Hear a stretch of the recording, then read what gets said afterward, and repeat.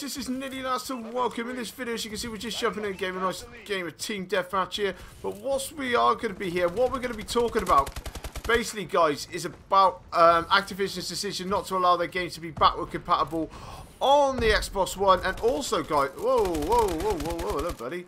And also, guys, about Black Ops 2 as well. Now, let's start off with the non-compatibility for the old Call of Duty titles. Now, for me, that's quite a big one. It really, really is. And I'm not surprised in the slightest that they're not going to allow it. I really, really ain't.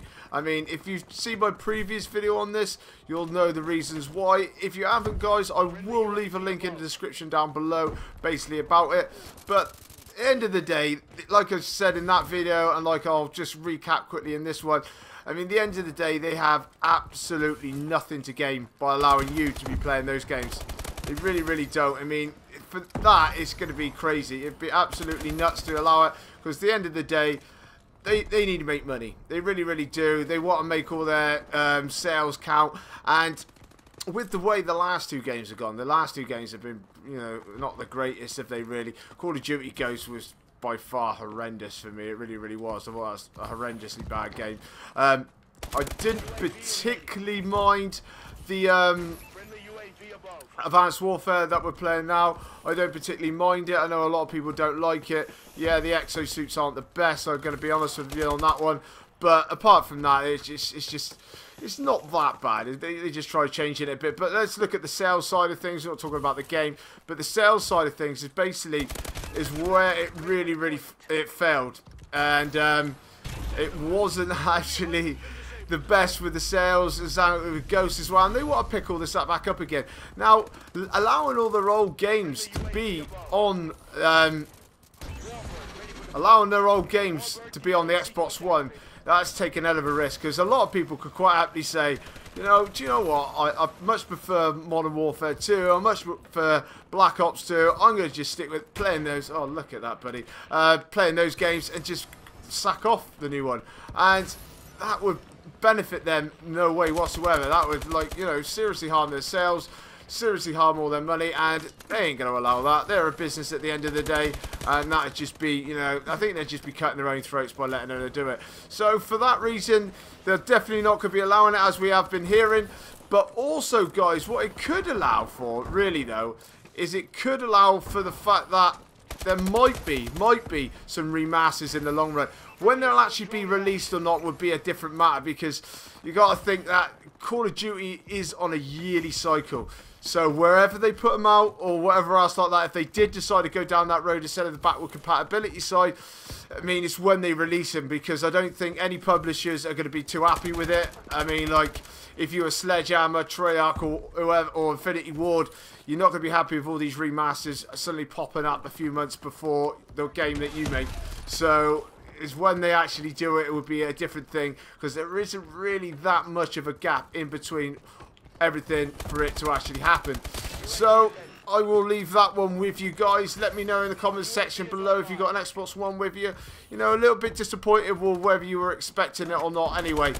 But also, guys, what we are going to be jumping into as well is, like I say, Black Ops 2. Now, the reason why I bring up Black Ops 2 is because it's quite fascinating, really. Because it's been loads of talk, basically, about Call of Duty being made on the old consoles and whatnot else.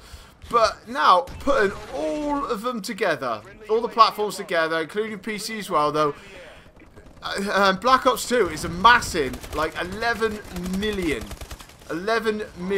players monthly since April. I mean, that is a great deal. Now, let's bear in mind when this game was made. It was made quite a while ago as well. You know what I mean? So, for an old game to be amassing this amount of people is a big, big thing.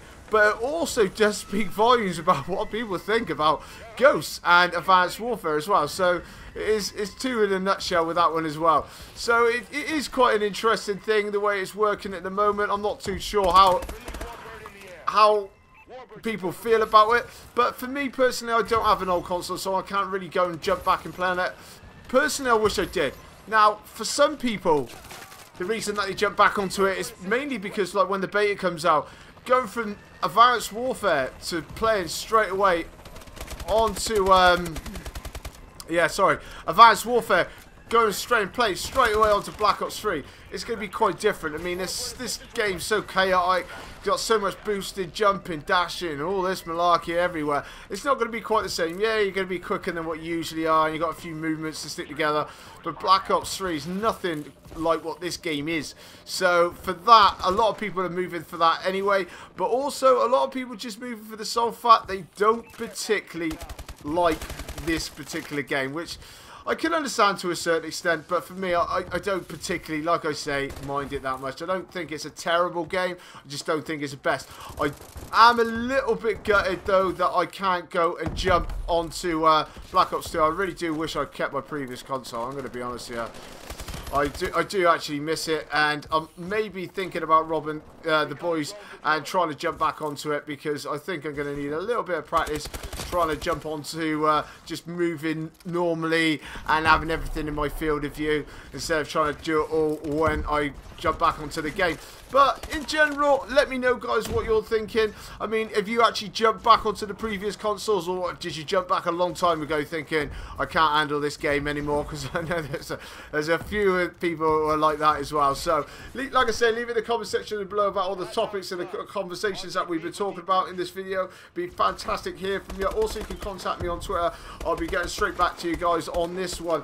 But, like I say, coming up on my screen in a minute is my subscribe button. If you could please jump on that and support me, that'd be absolutely amazing. And if you could drop a thumbs up on this video, support my channel, it'd be absolutely amazing. This is Nearly Last, and I'll catch you later.